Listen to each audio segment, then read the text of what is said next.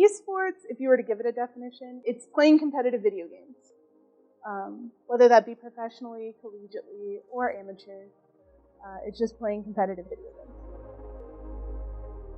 While it is different than traditional sports, there's a lot of similarity in regards to practices, into competitive spirit, into work ethic, into effort, that a lot of people assume that esports doesn't have or doesn't share with conventional athletics.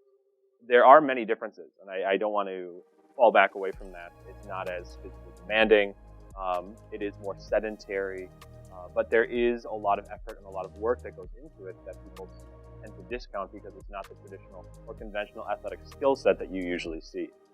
So what I want the normal student to know is that this is more difficult than you may think.